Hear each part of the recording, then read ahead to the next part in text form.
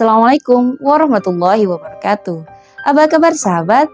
Semoga kita masih dilimpahi kesehatan dan terus berada dalam kasih sayang Allah Subhanahu wa taala.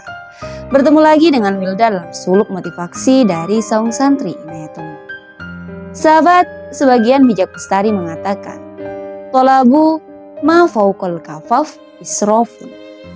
Mencari sesuatu yang melebihi batas kecukupan adalah hal yang melampaui batas. Sahabat, memenuhi kebutuhan memang hal yang diperlukan, dianjurkan, bahkan diharuskan. Lazimnya, ada 3 jenis kebutuhan yang kita ketahui. Kebutuhan primer, kebutuhan sekunder, dan terakhir kebutuhan tersier. Kebutuhan primer atau kebutuhan pokok diantaranya adalah sandang, pangan, dan papan, yaitu pakaian, makanan pokok sehari-hari, dan juga tempat tinggal atau tempat bernaung. Ini adalah jenis kebutuhan yang wajib untuk dipenuhi karena ketiadaannya akan mengganggu jalannya kehidupan manusia.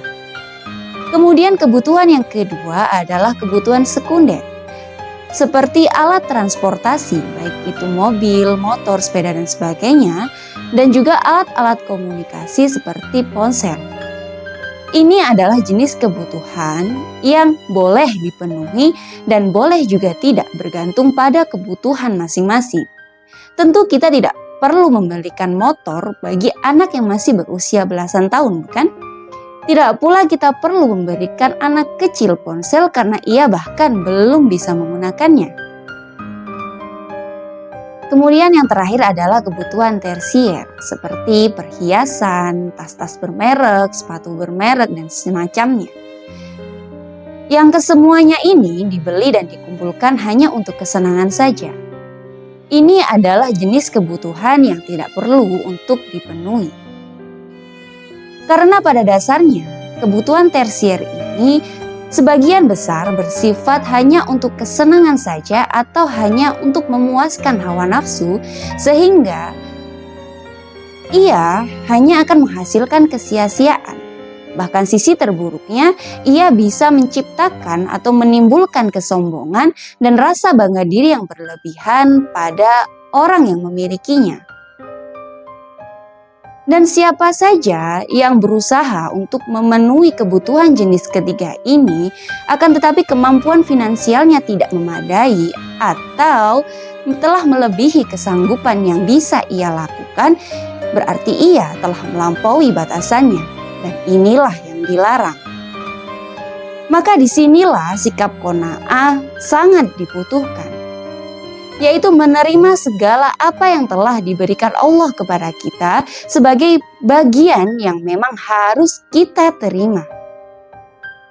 Selain akan mendatangkan ketenangan pada diri kita, penerimaan kita akan segala sesuatu yang telah diberikan dan telah menjadi milik kita akan mencegah kita untuk melampaui batasan-batasan yang sudah diberikan oleh Allah Subhanahu wa taala. Sebagaimana ungkapan para bijak bestari yang menyatakan ar-ridho bil kafaf yuaddi ilal afaf. Keridhaan atau penerimaan kita akan segala sesuatu yang telah mencukupi kita akan membawa kita pada penjagaan diri dari hal-hal yang syubhat atau tidak baik. Lagi pula, pada dasarnya sesuatu yang memang akan menjadi milik kita dan memang diperuntukkan bagi kita akan kita terima tanpa kita perlu memaksakannya. Yang perlu kita lakukan hanyalah terus berusaha dan hasilnya kita berikan kepada Allah Subhanahu wa taala. Namun, sekuat apapun usaha kita, bahkan meskipun kita jungkir balik sampai mengeluarkan keringat dan air mata darah, bila sesuatu itu bukan bagian kita atau diperuntukkan bagi kita, maka kita tidak akan pernah mendapatkannya. Sekian, wallahu a'lam bishawab. Wassalamualaikum warahmatullahi wabarakatuh.